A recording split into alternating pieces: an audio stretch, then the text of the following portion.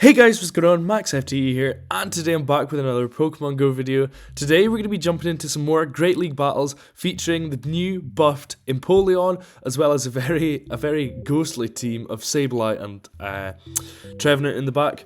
So yeah, did you also know that only 8.8% of people who watch my videos are actually subscribed? So if you're enjoying, make sure to leave a like, hit that subscribe, and help us on the road to 10k. But yeah, let's jump into the battles. So today we're going to be taking a look at the brand new buffed Empoleon. Empoleon did actually get access to Steel Wing in the recent move change. So in the new season I should say. Steel Wing, it gives it a lot more sort of fast move. Maybe not, a lot more pressure, charging up a lot quicker.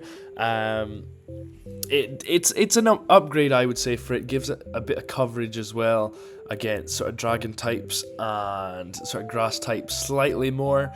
And yeah, as well as in the back we've got Sableye as a safe swap and Trevenant in the back as well.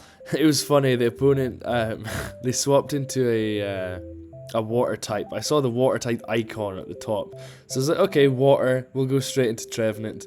Although it did end up just being obviously a Shadow Claw for Alligator, which is not that good for Trevenant. So we did burn both shields, try and get rid of the Feraligatr, but there are also 2 shields up as well, so we're going to see how this goes. And so they're going to get to a move here. Any one move isn't going to KO, and they do go for a Leaf Blade. Thankfully, again, it doesn't quite KO. However, it is going to take us out there, and I think if I'd managed to farm down there, I think I might have been able to do a bit better here. However, I think unfortunately the Bastiodon was actually at a move already. Yeah, so if we'd managed to farm down and had all that health left, we would have been able to take this game. However, we just unfortunately weren't quite able to do it. Let me know how the new season update has been for you all so far. I'm having a lot of fun trying out the different moves, trying out the different Pokemon that have sort of risen through the meta. It's always good fun. I do really enjoy the sort of first couple of weeks of the season as well, just because it's generally speaking a lot easier battles and not having to sort of try hard as much. It's always good fun. But yeah, let me know how it's going for you, what sort of win rate you're at the moment. And yeah, we're gonna get farmed down by the opponent's Medichams. We're gonna come in with a Sableye, just because Sableye's gonna be slightly better than the Trevenant, just because Trevenant will be taking super effective from the Ice Punch. However, we're only neutral. Gonna charge up to until they were at 5 counters, just because Ice Punch is 6 counters. Gonna throw the Foul Play and they're gonna shield that up. At this point, I want to say I shield up and go for the same thing again. For 5. Okay. Well, one suit. No, I think I miscounted, like, as I'm commentating, but they're going to come in with a Cresselia, and that's going to be game over for the opponent. Going to take that game quite nicely there. A beautiful lead in this matchup. Dragonair does not want to see Empoleon at all. It's actually one of the sort of few things that completely walls Dragonair, Empoleon. Obviously your water and your steel, so your body slam's going to be doing nothing. Dragon Pulse, if for some reason you've got that, is also going to be doing nothing, as well as Aqua Tail, which is really nice. Ooh, excuse me. Gonna catch out Aqua Tail on the Trevenant there, and they're gonna come in with a Beedrill. I've actually seen quite a lot of Beedrills in this update, so I'm not sure if because of the move changes that is sort of doing a lot better. I don't think it was actually buffed itself, so it does seem a bit odd. However, they're going to let the Shadow Ball go through. They are going to be able to farm down with the Skeledirge, and we do have the Sableye. Thankfully, we do have 2 shields. If we didn't, it would be looking a bit dicey. Thankfully, we're going to be able to shield up here, and 1, 2, go for a Foul Play. Obviously, 4 turns versus their 5 turns of their Incinerate, throwing on good timing. And I sort of anticipated that they were going to swap out there, so I also swapped out. Go for the Drill Peck, take them out. Unfortunately, we're just barely not going to be able to reach a Hydro Cannon, so I was a little worried that they might have been at back-to-back disarming voices here, because I'm pretty sure one would kill me from that range, so we're just going to... Thankfully they're not. They go for another Incinerate, and we're just going to go for the Foul Play and take out the opponent here.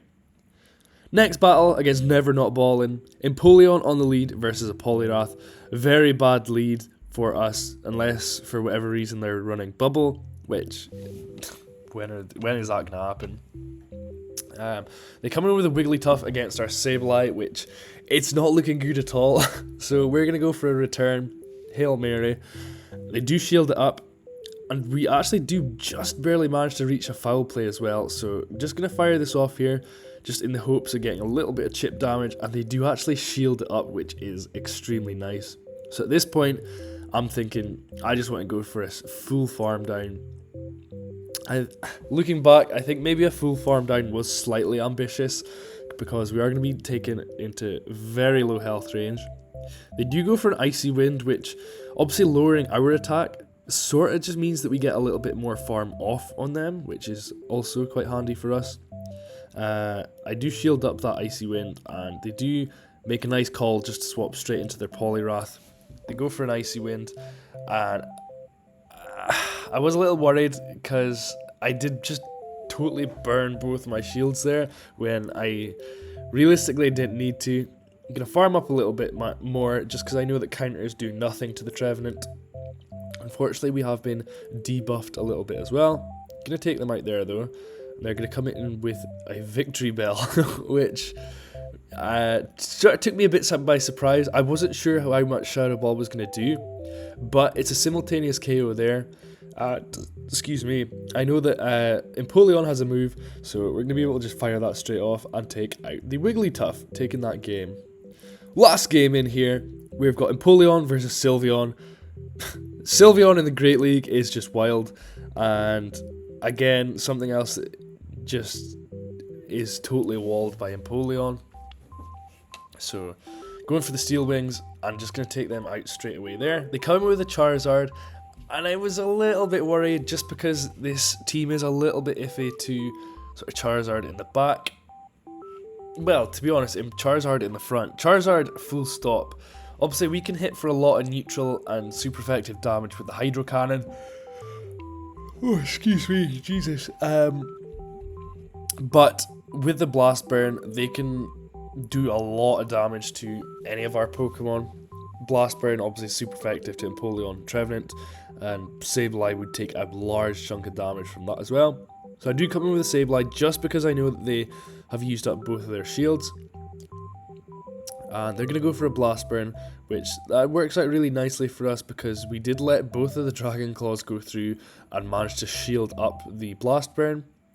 Going to fire off the return. This is going to do a lot of neutral damage, as well as having that Shadow Claw. It's really nice.